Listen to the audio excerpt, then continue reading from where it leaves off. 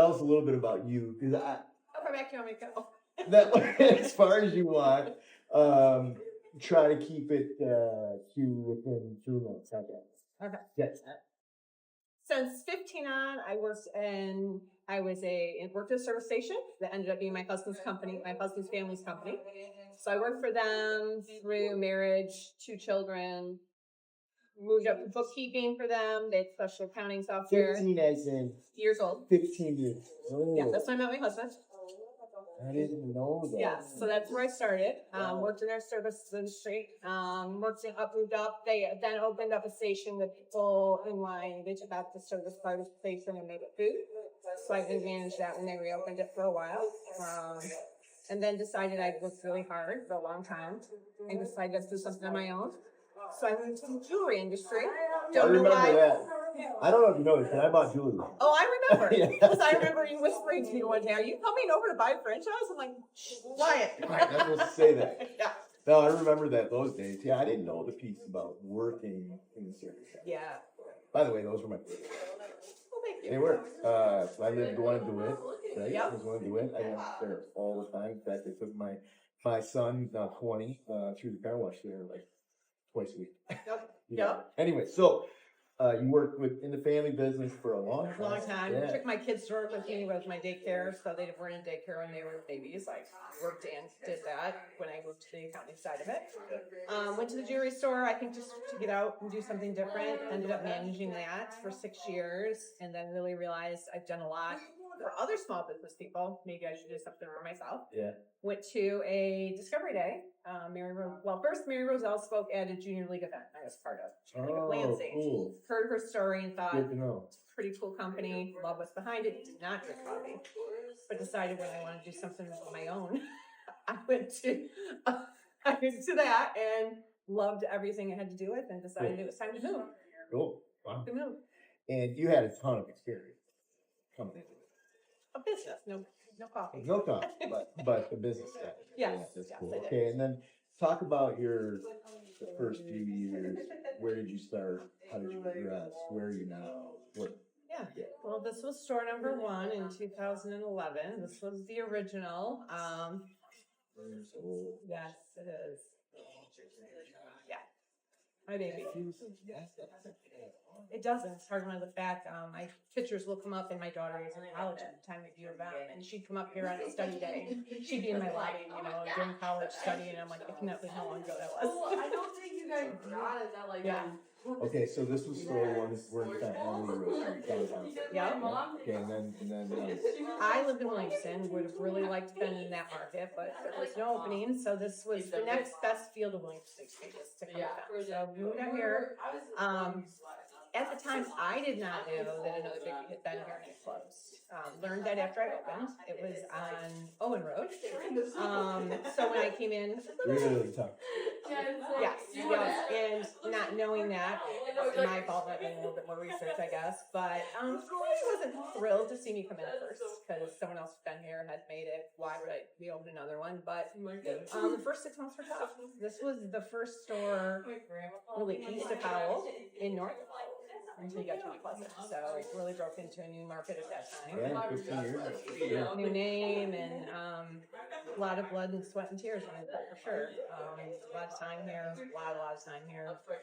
But being in the community versus all my other stores are more on traffic place, not necessarily in the town. So being in a town, you had to be really well. So back to that first year. What were the things that you feel like were most effective in that year to get you from big trouble at the beginning to 1 year later feeling like you had some breathing room and it was going to be okay? Making myself get outside the store, get in out of the 4 walls, get into the community. Maybe at that time you didn't really have a manager. I was everything. Right. At that point you wanted to oversee everything. It was your baby. You didn't want to put it in anybody else's hands, which is probably a bad thing, but it is my delegation issues for sure. So yeah, getting super involved in the community, I didn't just join the chamber, I became a member and ambassador, so I had to go to weekly meetings, I had to get to know more goodness. business Yeah, owners, good. I had to go to the Was luncheons. this natural for you? Did you enjoy Oh no, that? I didn't think don't so. like that. Yeah, I didn't Let's think go back to the hugging situation. Oh, and I hugged you, right? It was okay though, I did really well. But you know that about me. I so. came at you hugging. Yeah, I knew that it wasn't really natural for you, but you knew you had to do it. I had to do it. And Was there any tricks that you used to help, like in your brain, like to get through it and do it, and maybe enjoy it, or no? No, just never. show up.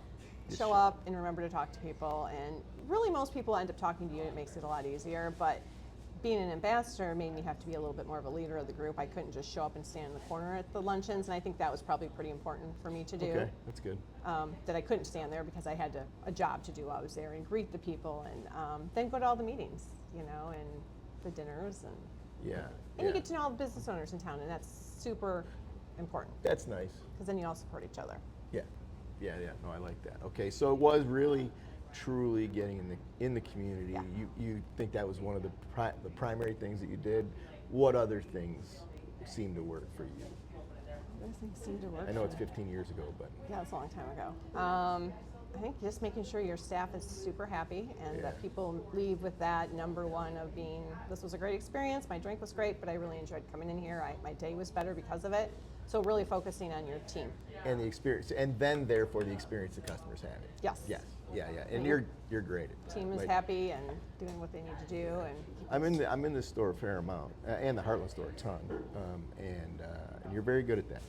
thank That you. is something that you do very well, and I agree with you that the number one thing you can do is get the customer. The customer experience drives them to either come Yes. more often or talk about you in the future to Right. somebody. Yeah. you guys are giving us the product. We just need to make sure that we're preparing it and serving it correctly with a smile. Yeah. Yeah. So Sounds easy. it does sound easy. Finding those people, but yeah, they're out there. You sounds just got to easy, get them to come yeah. see you. All right, so then year one, and I don't know if I've ever asked you this. I think I know the answer, but did you come in with a multi-store mentality? No, I did didn't not. think so. I did not. And I This was going to gonna be say like that. my little, I'm going to do my own thing. I'm going to have Right. my one little store and be super happy Yeah, with it. I was going to say that, but I wanted to verify. So you came in, you weren't thinking multi-store. Was not. What happened? Like, why did you end up? I think it took off, and it was, it kind of fell in my lap. It's like Grand Blanc needs a store. I've been hearing it. You need one, you need one. So I put in for that second agreement. But before that happened, the hospital in Grand Blanc had an opportunity, and it was brought to me. And so we're like, let's do it. Yeah. And that was 2, and then number 3 came right after that. So I had remember that. 3 within 3 years. Yeah, and you came in now thinking you were going to do more than one. Yeah. That's pretty crazy. Yeah. And then at that point, you realize you can't do everything anymore. Right. And that was really hard to let go because I That's wanted to do it all. the third store is always where it starts to get real wobbly, right? Mm-hmm. And then 4, it's over. Yep. And then we moved right up to 7. No, but in a lot of ways, like there are these sort of these thresholds that you go through, Yeah. right? And it's somewhere around 3 where you start to realize, but then there's also this threshold, I think around 5 or 6, that you actually have some resources to have other people doing things. Correct. And you can afford to hire people to do things. Yes. Yeah. All right. So let's talk about that progression. So you were at 3. You had the 2 stores In Grand Blanc. In Grand Blanc. This one, and then the next one, I've forgotten what the next We one bought was. Plymouth. Plymouth. Yeah, that was a nightmare. Actually, right? we bought Waterford. And then we bought Plymouth. Okay. And the Plymouth wasn't a nightmare. Redford was a nightmare. Okay. Yes. Oh, And I then thought Plymouth was Plymouth was it was an old Caribou. Caribou. So it was a Yeah. pretty store. It was big. beautiful. A lot of money put into that thing. Really nice customers, Yeah. but it was like a till noon store was the problem. Afternoon, nobody came in that dried store, up. dried up, and it was a big facility Yeah. for that kind of thing. So it was never a nightmare as far as the way it was run, or then it just didn't do enough sales. That's a nightmare. Okay. For me, that's a nightmare. But I get what you're saying. It was a pleasant store. You enjoyed it. You just wasn't- couldn't ever get the turn the corner where we needed it to be. Yeah, that was an interesting. That was the only Caribou. There are 22 locations. I think that's the only one we did. Really? Yeah, and then there was White Lake, No, Waterford. Waterford. Okay, so talk about that. We're still there. Yeah. Waterford, Heartland, and this store were all built the same year. So it's interesting that I have all three of them now. Mike Bogues built, and then Randy Heartland. built White Lake. Yep. Yeah. No. Waterford. Waterford. Yeah. Randy built Waterford. Mike built Heartland. Not Randy. The person that built Waterford was not actually he had to be in the franchise school, but he actually did another business in Canada. Mike, he built it for someone in his church, and he was running it. Oh, it was the Little Caesars guy out of Yes, Iowa. yes. Yeah. Well, Mark. But Randy built one. He did. It closed. It was in between the two stores. Oh. That one's closed and never reopened. Got it. Okay. All right. Got it. So the three stores were all built the same year. They were. And then you took over Waterford, Redford, and you bought those two. And you bought three of those. And Heartland. We bought And four. Heartland, four. So we bought this. Yeah, we opened three, bought four, and then closed. Oh, Plymouth. Yeah. Closed Plymouth. We sold Redford to Bob Perry. Yeah. It was just really far to go at that point with what I already had. It was. Why just- was it a nightmare? You said it was a nightmare. Is it because it was so far to go? That and the staff there is a whole different Ball game. for me. When you can turn on your cameras and it's open but the lights are off, and you call and ask why they aren't serving customers and the lights are off, and they say, because we don't serve any coffee at this time. And I go, because you're not. Because you're not open. Yeah, it was just a really long ways to deal with for me. Yeah. With that kind of So stuff. if you're having staffing issues and it's a long ways, that adds up to a nightmare. Right. And I had enough on my plate that I'm like, it's not worth Yeah. the time. Were you living in Howell at that point? Yes. Yeah. Okay. All right. Yeah. So then we opened the Cube. So we opened a Cube. It's 3 years old now already. God, that's amazing too. Time's flying. It does. It needs to stop. It needs to stop. All right, so you've got a ton of experience. You've bought stores, you've built stores, you've done different formatted stores. You've got hospitals. You got the hospital Yeah. store. What format do you like best? When I'm sitting in. Right. Yeah. So. Love the lobby and the drive-through. Yeah, drive-through with lobby. Do Def- you like the community aspect of this? That's it. The community aspect for sure. So now you like that. I do. What? Okay, that's cool. So like, what has happened to you? Because I knew that was uncomfortable for you at the beginning, but now you enjoy that aspect Yeah. of it. Like, why? The people are great. I Yeah. mean, I can't walk in the door with my arms full without a customer helping me. It's not good if they need me on the line because everyone talks to me and I get nothing done. Nothing done. Which yeah. is a great feeling for me. It's a really bad feeling for my staff. Yeah, I understand. Yeah. It is. It's just really nice to walk into a store and feel welcome. That's cool. I always love that too. I love the downtown Yeah. dancing store. It's great. Okay, so in an effort to try to bring value to people that are listening, like I've totally gotten the concept of that you advocate being in the community and taking care of your staff so that they love working here, so that they take care of the customer. That, to me, spot on, right? Okay. We always hear about advertising campaigns and marketing campaigns, and it's like, yeah, kinda, but if you aren't doing it inside, none of that's gonna matter at the end of the day, right? Okay, so if you look at your career here, like what's the number one piece of advice? I guess maybe you've already answered it, but what's the number one piece of advice you would have for somebody who's just getting started or is considering doing this? Make sure that you grow a really awesome team Yeah. and be the face of your business in your community. I can't agree more. So that's easy. What is your favorite part of the business? The people.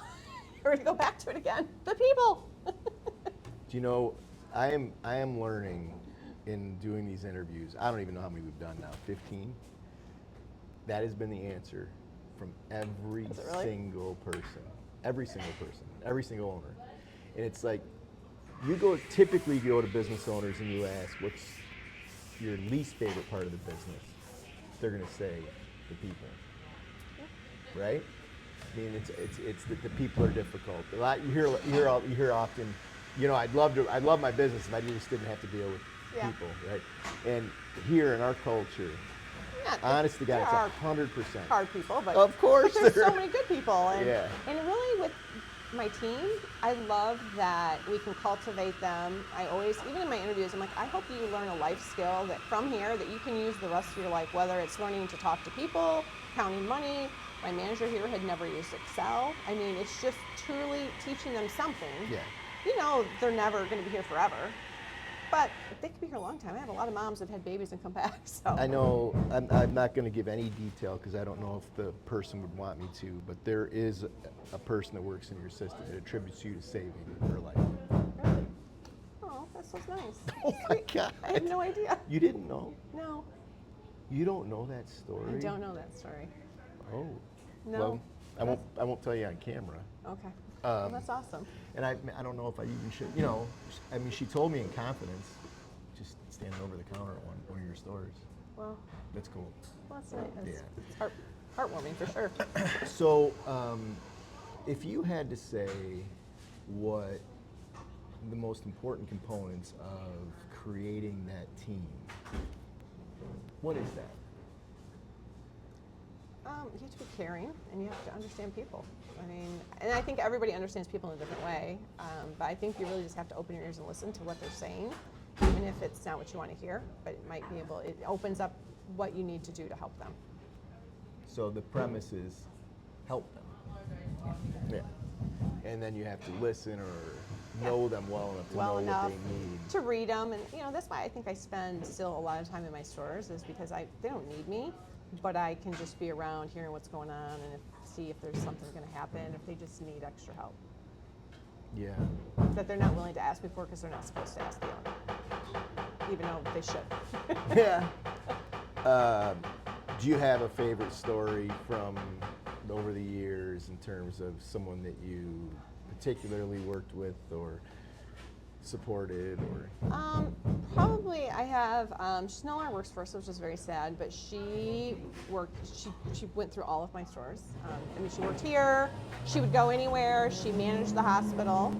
When she left the hospital, she went to work for a new owner in Indiana that was just opening. She'd moved, and she was nominated for Barista of the Year that year for my store. But she now works in Indiana.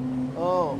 But her goal was to open a BIGGBY, and that's still her goal. She just talks about it all the time. And she became the district manager down there for this particular owner. And she's always, whenever she's in town, she calls, she sends information. She's always she's a epitome of what BIGGBY is. I mean, Oh, I that's hope someday great. she owns a store. I'm sure I've met her. Jessica McCollum, redhead, tall, just smiles all the time. Oh my God, Isn't she that smiles. nice? Can't get a smile off that Need girl's more face. of that in my life, you know? Just more smiles. And then, so when you look at the minute to minute of the business, so like you're in managing a shift, you're managing the floor, you're in a position. What do you see as the most important attributes of a person in that role, in that responsibility, in that moment, in order to keep their team happy? Because I'll just leave it at that. They need to communicate Yeah, and have a lot of energy. yeah. And I always again, with communication, good or bad, that you're communicating, even if something goes wrong, you explaining. I always explain why we're doing something. Yeah. Open communication lines is really, really important. Yeah, you know, your energy to me, that is a huge piece. And like I always say, when I walk into a store, I can feel the owner's energy, even if the owner's not there, and I just find that remarkable, It's right? good to hear. and in good and bad. True. You know, and that's not always. And so, you know, the stores that I walk into that don't have the good energy, I always believe that starts from the owner, right? I walk in your stores, I feel great energy, right? Okay. No, I do, and that's why you've been as successful as you have, in my opinion. Thank you. So, what's your least favorite part of the business? Oh, my least favorite part, dealing with Cisco. Does that count? Dealing with Cisco. Does that yeah, count? Yeah, that counts. Yeah. For Again, sure goes back to that counts. product, the line. You know, is it going to be here? Is it not going to be here?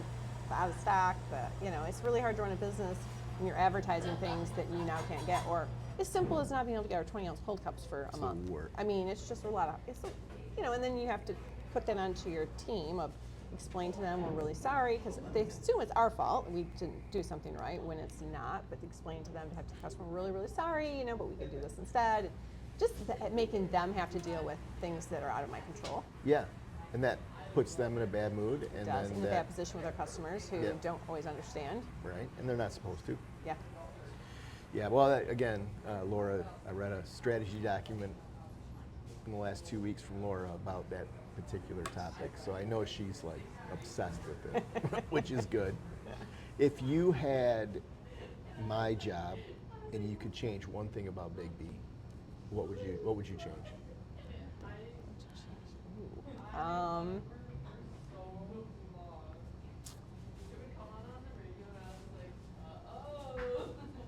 I think there's some streamlining that could be better done. There's just now that we have ARs and we have profitability coaches or whatever they are, and I report to a lot of people. Yeah. And it's very confusing, and they're all done differently, so I always feel like I'm not really sure where I land. Yep. I agree. Yeah, there's a lot coming on that front. Okay. Yeah, there's a lot coming on that front. I would say that's probably Erin's top 2 or 3 priorities at the moment. Okay. Do you really like Erin, by the way? Me too. And Rita and Jody, I think Yep. they're phenomenal. And Laura, they're phenomenal. All ladies team. It is. It's amazing. Yeah, I have so much confidence in what they're doing. It's great. It's really, really great. So, I feel wonderful about it. 25 years running this thing for 25 years. It's a long time. It is. And so I feel great about. I'm still doing stuff.